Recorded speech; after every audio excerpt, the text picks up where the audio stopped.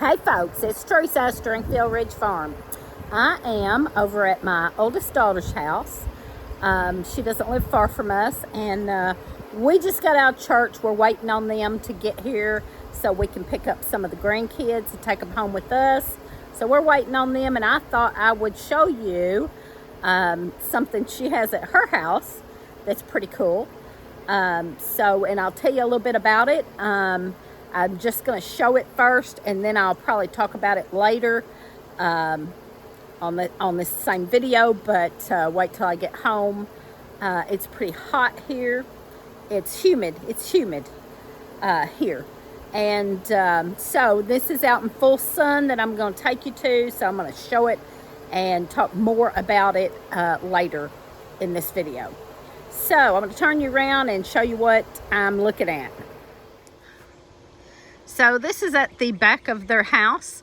They have a nice property here. She's got raised beds down there, and they have a really nice, beautiful property here.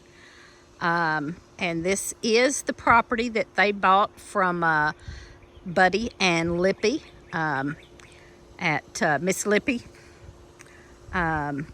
So this is the property they bought from them, but this is the back of the house. And look at this. So most of you probably know what this, what is it, 3 or 4, 5, 6 plants of mullein. They are huge. They are probably some of the tallest mullein I have ever seen.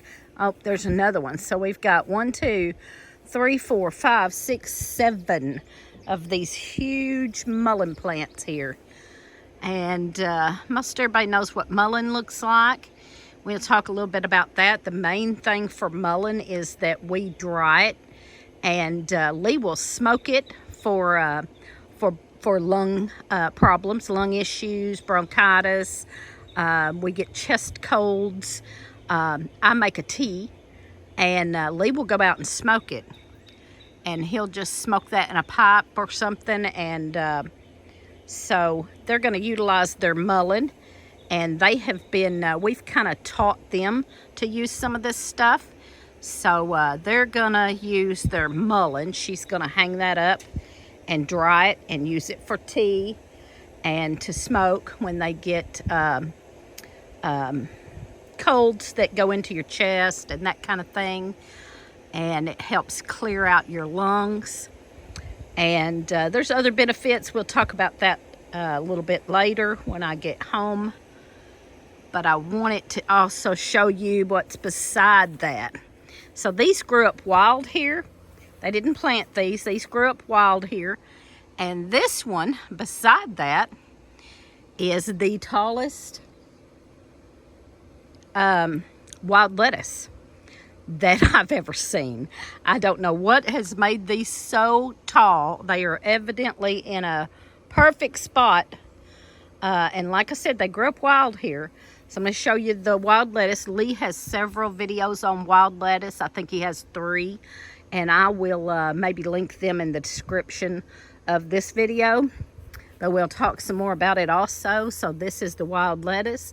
It is absolutely huge. And this is the yellow kind that has the yellow flowers. The kind we have at our house is the blue flowers, which is the woodland wild lettuce. This is the kind that has the yellow flower. And we can tell, Lee can tell by the leaves. And then at the very, very, very top, there's a yellow bloom starting to, just fixing to bloom. And so he has to get this now, because that's the best time to get it, is when it's just about to bloom. And so you can see, I don't know if you can see them. I'm trying to get to the pricklies. I don't think I can get a good, it's hot out here. I don't know if I can get, it's got pricklies on the back, and I can't get it to zoom into them. Let's see. Oh, there's a good one. You can see. You can see those hairs on that stem. They're not sharp. They're just hairs on that stem. And I don't probably explain well how to identify this, but you can watch some of Lee's videos and see how to identify. It's got the, like the leaves come off opposite of each other. This is the biggest one we've seen. Look at how big the stem is. That stem is huge. Huge stem. So you can take every bit of that. That whole thing can be chopped up and made into a, well, you can dry it and make tincture. We simmer it down and make like a tar substance that is great for pain. Great pain reliever. And that's what we mainly use it for. I'm gonna zoom out a little. Yeah, it's getting hot. My phone's getting too hot. It's so hot out here, my phone's getting too hot. Anyway, I wanted to show that. And then I'll explain some more about wild lettuce and mullein after I get home and do this video, finish this video up. But also I will link other videos we have on mullein and wild lettuce in the description below for you to look at. So there you go. Now they just pulled up, so we're gonna get these grandkids, take them home with us. And Lee needs to get that wild lettuce now. And so there you go. Okay, so I'm home and got a fan going. I'm out on the screened-in porch. It's later in the afternoon and it's really cooled down some, and like I said, I got a fan going on the screened-in porch, and maybe I can finish this video. I was talking about the wild lettuce and the mullein that was growing at my daughter's house, and it's so huge. So one thing we know about mullein for sure, and partially true about wild lettuce too, is that they like poor soil. They like to grow in sides of the roads and ditches and you know, gravelly places. I think because there's gravel there where they're at my daughter's house, and I'm thinking that maybe that's why they got so big. They do like poor soil, especially mullein. And mullein likes to grow in poor soil and amend the soil. And so maybe that's why. But she also has chickens and you know, animals there. Don't know for sure exactly why they got so big there. But anyway, so they grow wild on the side of the road here, or in the pastures, grown over pastures, and maybe lots where old houses and things were that have grown up.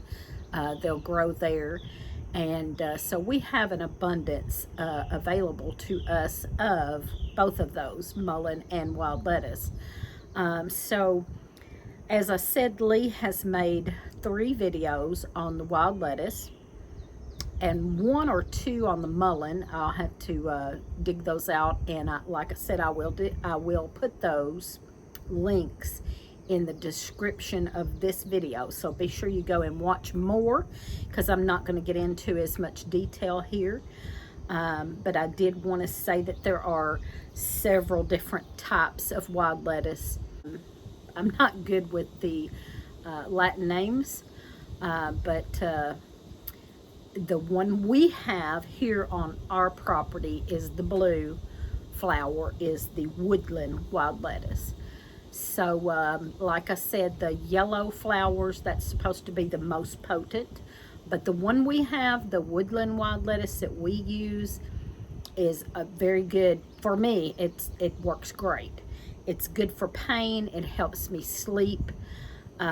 So I usually only take it at night because it does make me sleepy, and it's supposed to also help with like the nervous system and things like that. So it's a wonderful plant for all of those things. And Lee talks more about it in his videos. We do simmer that down into a tar-like substance.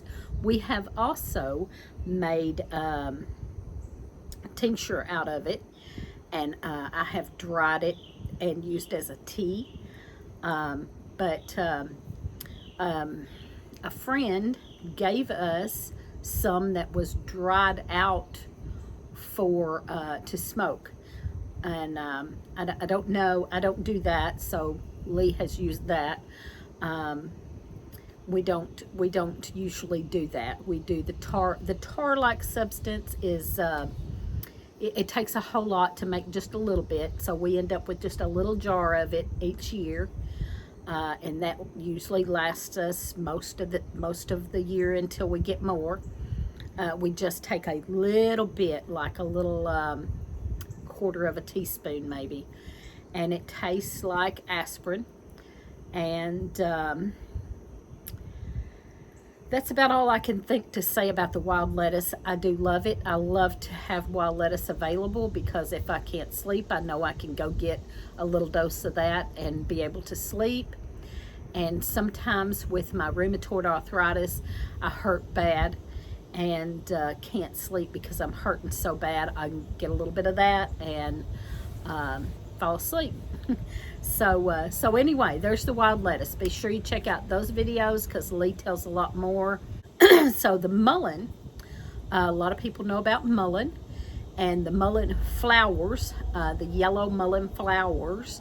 A lot of people use that for to make an oil for earaches, and you can use it a lot of different ways also. But it is mostly it's really good for coughs, colds, especially lung in the lungs. So I like to dry it and use it as a tea. Lee likes to smoke it, but you can also make tinctures and things out of that too. So I like to make tinctures because they last a long time, and so I usually do that probably just to have on hand because it will last a lot longer. Preferably for me, I prefer drying things and making a tea out of it, and then I use it as a hot tea. I don't really like taking the alcohol, but I will for sure, and it makes it preserves it longer. So I like to have that on hand. The mullein, we have tried to move it. I've had people ask about getting a starting of it, and it grows wild all over the place here where we're at in Western Kentucky. It grows wild everywhere. And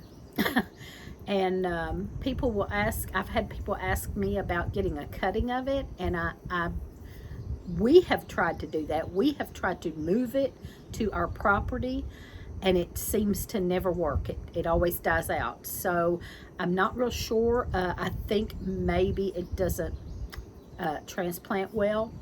It's also it's kind of biennial as far as the first year you get a rosette, they call it, and then the second year you get the big plant with the yellow flowers and the seeds. And I don't know, somewhere along that line is maybe why we can't seem to get it to stay here.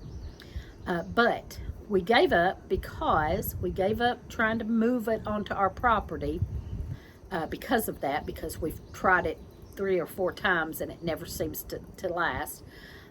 So I'm going to try with seed and just get seed and try to start it from seed.